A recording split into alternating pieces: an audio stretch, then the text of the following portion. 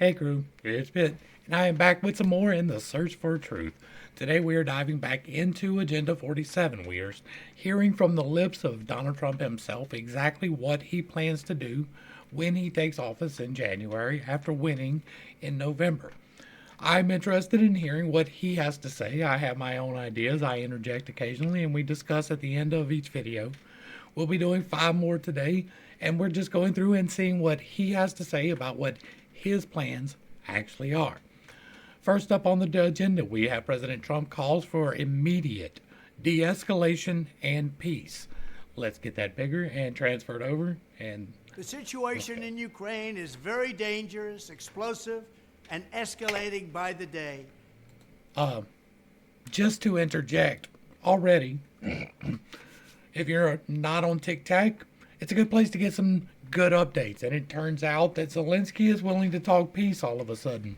It just happened overnight. All of a sudden, he saw the way that the winds are turning, and he's like, you know what? We understand that we're going to have to make peace. Joe Biden's weakness and incompetence has brought us to the brink of nuclear war, and now Biden is doing what he said 10 months ago would lead to World War III. He is sending in American... This video was from 2 years ago. ...tanks. It's far past the time for all parties involved to pursue a peaceful end to the war in Ukraine before this already horrific catastrophe spirals out of control and ends up leading, indeed, to World War III. And this would be a war like no other war, because this would be a nuclear war. As I have said many times before, Russia's invasion of Ukraine would have never happened if I was in the White House. Not even thinkable, not even a possibility. We must end this ridiculous war and demand peace in Ukraine now before it gets worse. And believe it or not, it would be easy to do. It would be very easy to do. All right. So, like I said, it is already beginning to happen. The writing is on the wall. There has been considerable change in circumstance over the last couple of days. We have a presidential contender dropping out of the race on unofficial letterhead, only on the social media platform, only on one social media platform, with a suspect signature, and no visual confirmation of life until, I think that we do have a photo or video now of him boarding at Air Force One with a lot more vigor than he has shown in the last few weeks. And so we're going to see how that goes. I am praying that he finishes out his term. I want him to remain where he is. I don't want the first female president to be Kamala. So there's that. But I also, I don't get tied up in the genitalia things as much as other people. And while it will be an accomplishment to have a female president, it's not the most important thing. And so I don't want it to happen that way and it be for 2 months and then, everybody's like, oh, well, whatever. And that's what we got stuck with. I think she is a terrible candidate and that she will be easier to defeat than Biden was. It's the whole reason we got Biden in the first place, because Kamala did not even get primary delegates in the last election. So, yeah, she's terrible. She's not good at her job, has not ever been good at her job, and will be defeated handily, in my opinion, come November. So I'm okay with her running. I just want him to finish out his term. So next up, we are going to be checking out President Trump's plan to protect children from left-wing gender insanity. Let's dig in and see what's up. The left-wing gender insanity being pushed on our children is an act of child abuse. True. Very simple. Here's my plan to stop the chemical, physical, and emotional mutilation of our youth. On day one, I will revoke Joe Biden's cruel policies on so-called gender-affirming care. Ridiculous. A process that includes giving kids Agreed.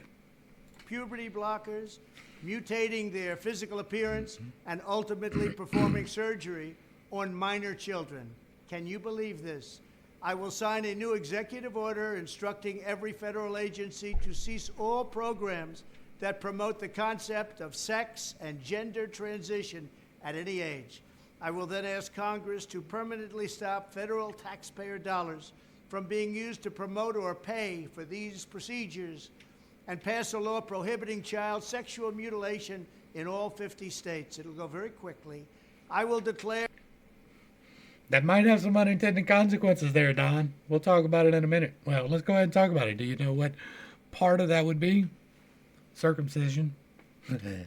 That's going to step on some toes, I do imagine, if you get to telling people that they can't circumcise their children. But that is part of the genital mutilation, right? There are advocates against that. So be careful what you ask for. Any hospital or healthcare provider not to promote in any way the harming of children, ever, in any way. And pass a law prohibiting child sexual mutilation in all 50 states. It'll go very quickly.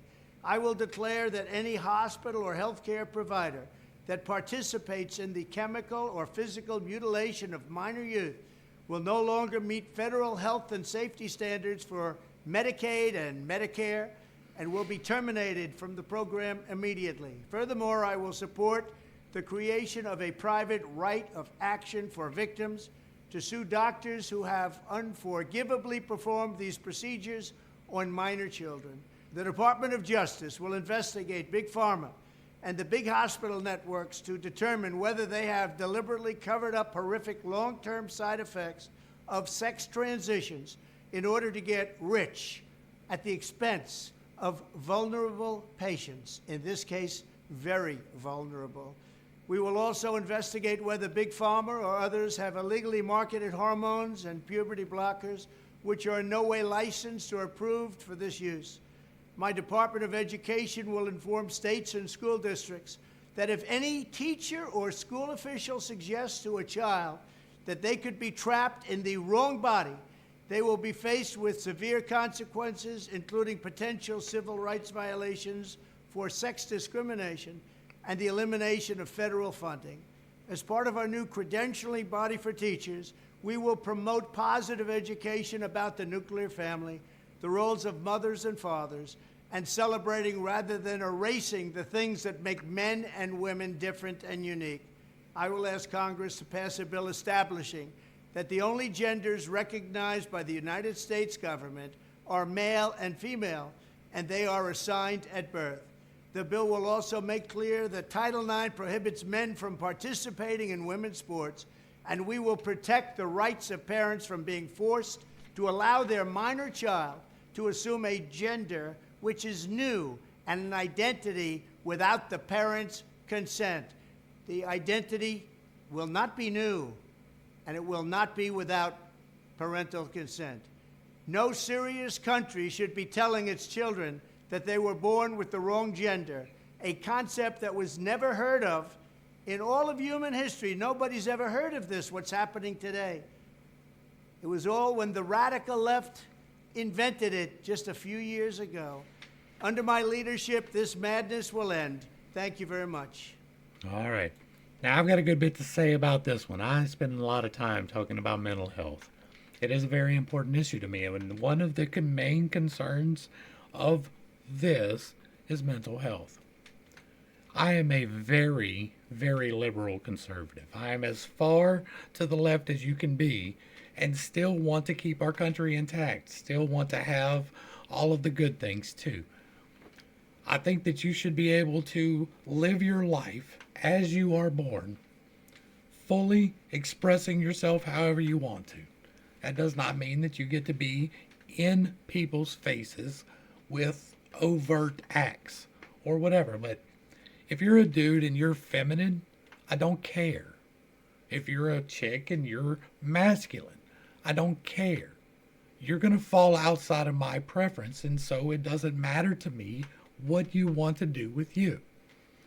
But you were never, ever born in the wrong body.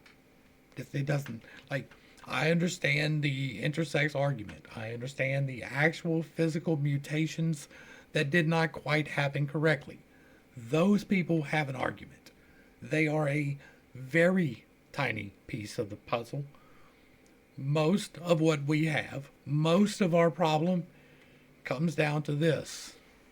Everybody wants to be unique. Most of our problem comes down to how can I be most unique? By being most victim. That happens in several different cases, several different ways. One of them is through melanin.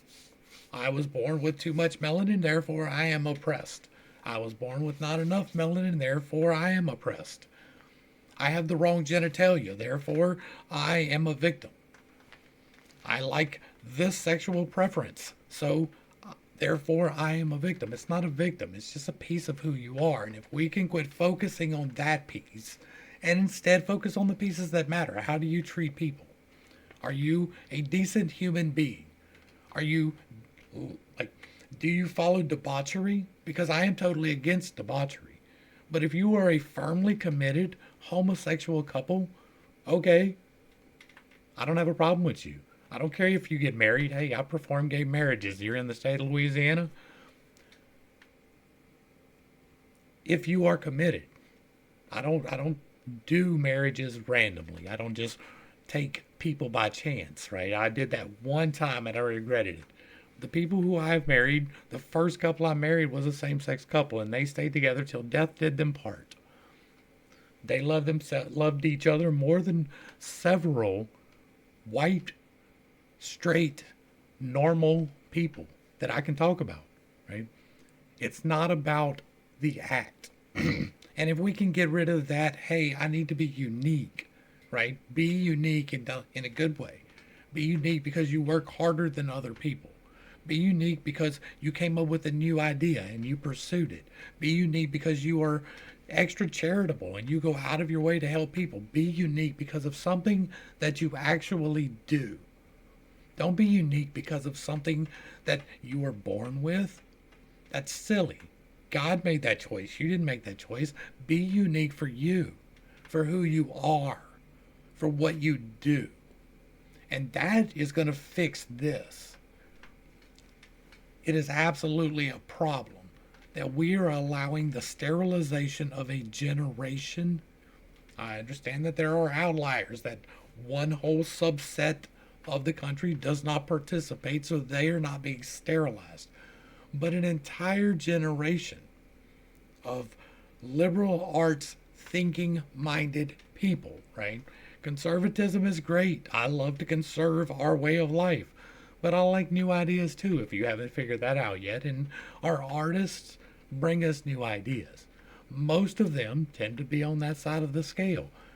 We are eliminating the gene pool for that trait. That's what's happening. They are culling creativity out of humanity. I think, in my conspiratorial mind, that allegedly it is on purpose.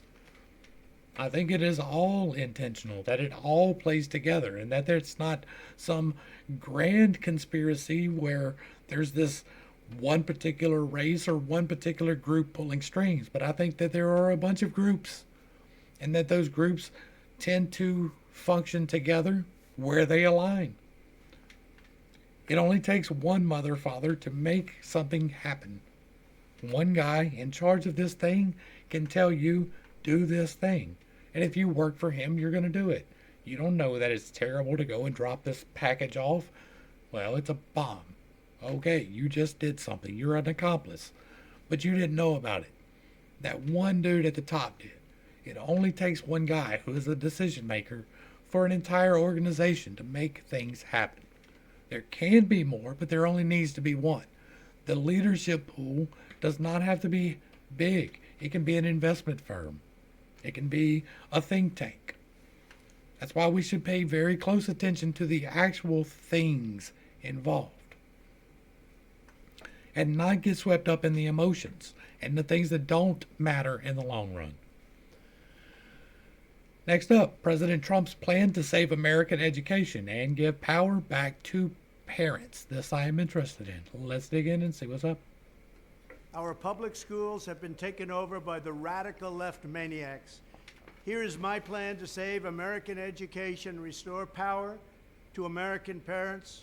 First, we will cut federal funding for any school or program pushing critical race theory, gender ideology, or other inappropriate racial, sexual, or political content onto our children. We're not going to allow it to happen. Next, I will direct the Agreed. Department of Justice and Education to open civil rights investigations into any school district that has engaged in race-based discrimination. That includes discrimination against Asian Americans. The Marxism being preached in our schools is also totally hostile to Judeo-Christian teachings, and in many ways it's resembling an established new religion. Can't let that happen. For this reason, my administration will aggressively pursue potential violations of the Establishment Clause and the Free Exercise Clause of the Constitution. That's very simple. That'll be interesting. Additionally, on day one, we will begin to find and remove the radical zealots and Marxists who have infiltrated the Federal Department of Education. And that also includes others, and you know who you are, because we're not going to allow anybody to hurt our children. Joe Biden has given these lunatics unchecked power. I will have them fired and escorted from the building, and I will tell Congress that any appropriations bill I sign must reaffirm the president's ability to remove defiant employees from the job. It's all about our children. I will veto the sinister effort to weaponize civics education. We will keep men out of women's sports, and we will create a new credentialing body that will be the gold standard anywhere in the world to certify teachers who embrace patriotic values, support our way of life, and understand that their job is not to indoctrinate children, but very simply to educate them.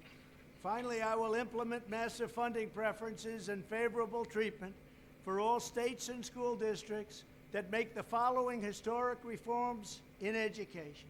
1, abolish teacher tenure for grades K through 12 so we can remove bad teachers and adopt merit pay to reward good teachers. We want great That's gonna be a teachers tough sell. in our schools. That's going to be a 2, tough sell. drastically cut the bloated number of school administrators, including the costly, divisive, and unnecessary diversity, equity, and inclusion bureaucracy.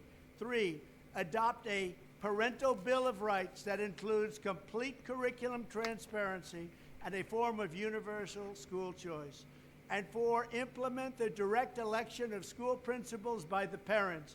It's all about the parents for their children. More than anyone else, parents know what their children need. If any principal is not getting the job done, the parents should be able to vote to fire them and select someone who will. This will be the ultimate form of local control. Our country has, frankly, I do have never something to say had about that, but anything I'm going to let like him it, finish. Or let's say for at least the last 50 years. As the saying goes, personnel is policy, and at the end of the day, if we have pink-haired communists teaching our kids, we have a major problem. When I'm president, we will put parents back in charge and give them the final say. We will get back to teaching reading, writing, and math, called arithmetic, and we will give our kids the high-quality, pro-American education they deserve. We spend more per pupil than any nation in the world by double. We're going to keep spending the money, but we're now going to get our money's worth. We're at the end of every list on education, and yet we spend the most. We're going to change it around. We may spend the most, but we're going to be tops in education, no matter where you go, anywhere in the world. Thank you very much. All right, so most of what he hit there, we've talked about before, and I'm going to step on a toe right here because we already have a system in place in order to replace these principles. You know what the problem is with that system? It's us. Once again, it is us. It is us, the ill-informed electorate. Now, I can't speak for other places, but here in Louisiana, we have a process. We have a school board, right? Each parish here, which is a county for all the rest of y'all wild places, but here in Louisiana, we do things a little bit differently. And we have parishes. Each parish has a school board, and you get representatives from your local area on the school board. The school board hires, fires all the administrative staff. They are the ones in charge of all of that. And we, the electorate, are how they are held to account. Now, I talk all the time about the school system right here. Livingston Parish, out of Louisiana, is in the top 3 every single year. We have remarkably good schools right here because we have a remarkably involved electorate. When things go bad, we let them know. We do. It happens. We just had a whole issue where the principal who was in charge of Walker being one of the primary sources of inspiration for our school system violated trust in a way that doesn't need to be discussed by me because I was not involved in it at all. And he was immediately held to account by the school system through the electorate. That is how that's supposed to work. The principal was gone. We got a new principal. All of that happened in the way that it was intended to happen through the legal process that we already have. Our problem is us. The Department of Education plays a large part in that too because they have their requirements for what is required to go into the hiring process. I think that the most qualified person should be there. I think that trying to take it away from the school board down to the parental level is going to cause problems, a lot more problems than it solves. We here in Walker, Louisiana, which is a small community, we just made township the year I moved here, which was just over a decade ago. So it'd be interesting to see where the next census puts us. Or we just made city, not town. Anyway, we have six elementary schools here. The voting process for a principal for 6 different elementary schools that's complex. Like, that is breaking the district into sub-districts in a way that is difficult to effectively run an election on. And then are you going to be running election cycles? What if something happens like the case where we just had to fire somebody? Are you going to run a special election just for a hiring of this one particular school in this one particular district? That's onerous. That is a little bit too much. That's why we have the school board system. A lot of the problem is the oversight from the Department of Education because the Department of Education is trash. Like, the almost in its entirety, it has failed. It would be better served on a local level. It is better served in the governmental processes that we already have in place, at least here in Louisiana. I was going to talk about some of the other things, but that was more important because taking the local control over local systems is where our strength as a republic lies. It is the point of us being a republic so that we can maintain local control as much as possible.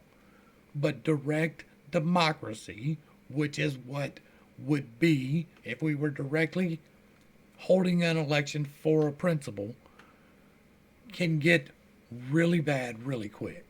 There's a reason why it was guarded against in our Constitution. Direct democracy is unconstitutional for a reason.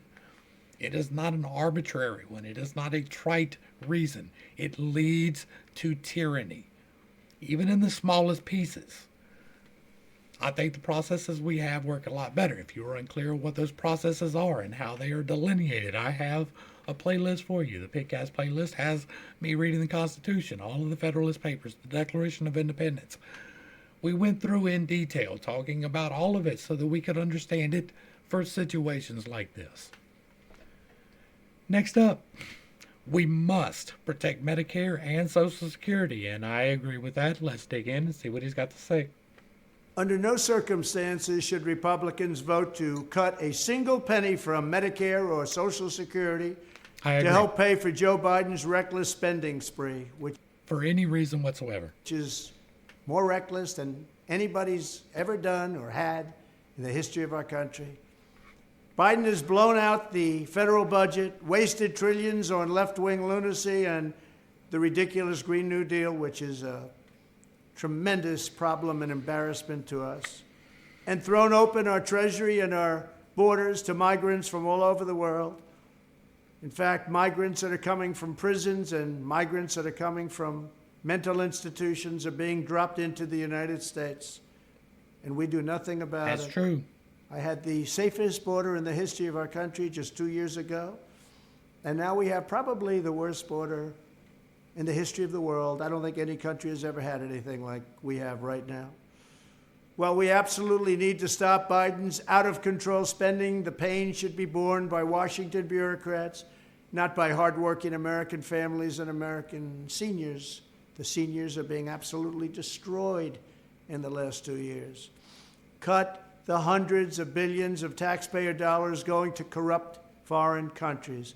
Cut the mass releases of illegal aliens that are depleting our social safety net and destroying our country.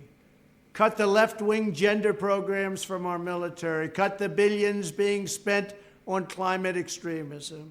Cut waste, fraud, and abuse everywhere that we can find it, and there's plenty of it.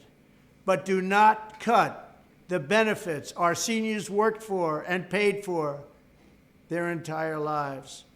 Save Social Security. Don't destroy it. The Democrats are looking to destroy Social Security. We're not going to let them do it. Thank you very much. They're only trying to get rid of Social Security in order to usher in UBI, which is an equally horrific thing, right? Social Security is a safety net. It has and will continue to save a lot of lives. People have a tendency to forget history, so let me give you a quick refresher. Back before we had Social Security, people were in charge of making sure that they had their own retirement, and guess what? We really suck at that. We really, really suck at that. We got to the point of industrialization where it was no longer grandma and grandpa get too old to work, so they stay and help take care of the house while grandson and granddaughter do various things on the farm, right? It was a progression, but the farm was family property, and everybody kind of cycled through this progression. Well, we got to the point where the grandchildren are now moving to the cities because of industrialization, and the money is better, and the standard of living goes up, right? And so now grandma and grandpa don't have anything. They have property sometimes, but sometimes they don't. Sometimes that property goes to their children, and sometimes you fall through the cracks. When you fall through the cracks, you die. It is that simple. Now, I am not one of those people who believe that we should be saving every life. I'm really not. I think that we should try. But some people don't want to be saved, and if they don't want to be saved, then by all means, do your thing. If you don't want to be part of the system, by all means, do your thing. But we are not obligated, therefore, to try to save you within the system. You don't want to be part of it, that's cool. You're not part of it. Our safety nets, however, have worked. Not nearly as well as we were sold on them, but our old people had something to fall back on. Medicare and Medicaid and Social Security have saved many lives. People lose money for various reasons. People fall into hardship late into their lives, and then they get disabled and can't work. Some people aren't even late into their lives when they get disabled and they can't work. I worked hard enough that by the time I was 30 years old, I had already maxed out the benefits. I had already made everything you could make to max out the benefits. And then I got in a car wreck. Car wreck wrecked me. I got 13 discs, 6 herniations, 7 bulges, 3 spinal impingements. I have a lot of stuff going on, and I can't work in the construction area where I was my whole life. I was in the Navy. I went into construction. And it was either go back to selling drugs or get on Social Security. And luckily, that safety net was there. It might not have been. I might have went down a different path. That safety net allowed my children to eat. It allowed me to have a house and a roof over my head. I paid into that. I worked my ass off for that. I hate that I'm on it. I don't want to be. I'm trying to grind off of it desperately. But I am so very thankful that we've had it. Same thing for welfare, right? I have been on SNAP. When I was a child, we got commodities in a box. We got food stamps in a booklet. I know what it's like to have to go up and pay ripping coupons out. I'm so very glad that we got to eat. I'm so glad that those people then were willing to pay the taxes that I could eat. And so I am more than willing to provide that safety net to someone else. I don't like the waste. I talk about that often. I love personal responsibility. I want us to be able to get people off of these safety nets as soon as possible. Some people can't. Some people are physically not able. But a lot of these people out here plays right back into that I want to be unique problem. I think that I deserve to not work, and so I don't. I think that it's okay to defraud the government because taxes are theft anyway. I don't believe that, just to be clear for the record. We need to foster personal responsibility once again in this country in a way that we do not do. That's going to solve our problems. Not cutting Social Security, tightening your belt from sending stuff overseas, that'll do it. Not cutting Social Security and welfare. Next up, President Trump will stop China from owning America, and this will be a good place to finish up. Let's go. China is buying up our country, while corrupt Democrats and rhino-type politicians in Washington have been spending trillions of dollars on the Green New Deal nonsense, foolish foreign wars, and providing lavish benefits to illegal aliens from all over the planet. China has been spending trillions of dollars to take over the crown jewels of the United States economy, and they are doing that. China is buying up our technology. They're buying up food supplies. They're buying up our farmland. They're buying up our minerals and natural resources. They're buying up our ports and shipping terminals, and with the help of a corrupt influence peddlers like the Biden crime family, China is even trying to buy up the pillars of the U.S. energy industry because, frankly, Biden and the group don't care about real energy. They only care about nonsense. They don't care about America. They care about globalism. It is an intended communist takedown of our economy, in my opinion, in my estimation, allegedly. Energy that doesn't work, and it never will. While some are focused on China's purchases near power plants and military bases, the fact is we should be very concerned about all Chinese communist activity in the United States. Agreed. As I have long said, economic security is national security. China does not allow American companies to take over their critical infrastructure, and America should not allow China to take over our critical infrastructure. I didn't allow it when I was president, and I won't allow it when we become president again. To protect our country, we need to enact aggressive new restrictions on Chinese ownership of any vital infrastructure in the United States, including energy, technology, telecommunications, farmland, natural resources, medical supplies, and other strategic national assets. We should stop all future Chinese purchases in these essential industries, and we should begin the process of forcing the Chinese to sell any current holdings that put our national security at risk. If we don't do this, the United States will be owned by China, which would make them very happy.